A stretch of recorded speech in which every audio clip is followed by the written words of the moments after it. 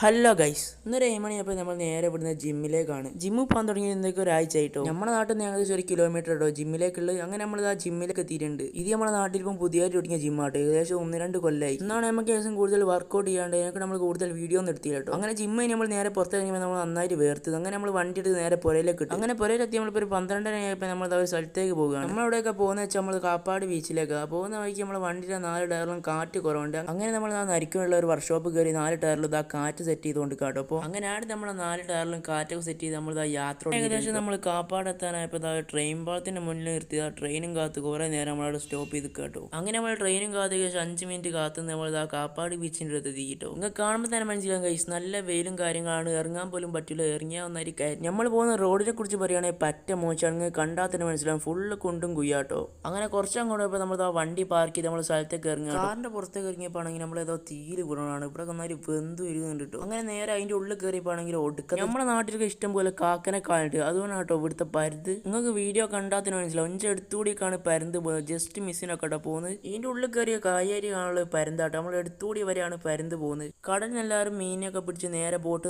അങ്ങോട്ടാട്ടോ കൊണ്ടുവരുന്നത്. ഇവിടെയാണ് ഇഷ്ടം പോലെ മീനും കാര്യങ്ങളും. വെള്ളത്തിലാണെങ്കിൽ കുറെ കടൽക്കാക്കകൾ വെള്ളത്തിൽ മുങ്ങി മീനെ പിടിച്ചോണ്ട് കേട്ടോ. കുറച്ച് കഴിഞ്ഞപ്പോൾ ഒരു ബോട്ട് അതിനാണ് ജെല്ലി ഫിഷിനെ പിടിച്ച് നേരെ വെള്ളത്തിലേക്ക് ഇട്ട് കിട്ടും. ഈ ബോട്ടിലാണ് ചേട്ടൻ പിടിച്ച അപാരം രണ്ടാട്ടങ്ങൾ ഇപ്പൊ കണ്ടുകൊണ്ടിരിക്കുന്നത്. അത്യാവശ്യം നല്ല വലുപ്പവും കാര്യം. കാപ്പാട് ബീച്ചിൽ നമ്മൾ ഏകദേശം 3-3:30 ആയപ്പോൾ നമ്മൾ പള്ളി നിസ്കരിക്കാൻ കയറിട്ടോ. ലൂറ് അങ്ങനെയാണ് നിസ്കരിച്ച് നമ്മൾ നേരെ ഭക്ഷണം കഴിക്കാൻ പോകാം. 12 മണിയായപ്പോൾ വീട്ടിൽ നിന്ന് ഇറങ്ങിയാണ്. ഇപ്പം 4 മണിയായപ്പോൾ നമ്മൾ ഭക്ഷണം കഴിക്കാം. മന്ദിരെ കുറിച്ച് പറയുകയാണെങ്കിൽ ഒരു രക്ഷയിൽ അടിപൊളിയായും റൈസ് പ്രത്യേകം എടുത്ത് പറയേണ്ട. അങ്ങനെ നമ്മൾ നേരെ വീട്ടിൽ. അപ്പോൾ ഏതായാലും അടുത്ത വീഡിയോയിൽ കാണാം. അപ്പോൾ ഫോളോ ചെയ്ത്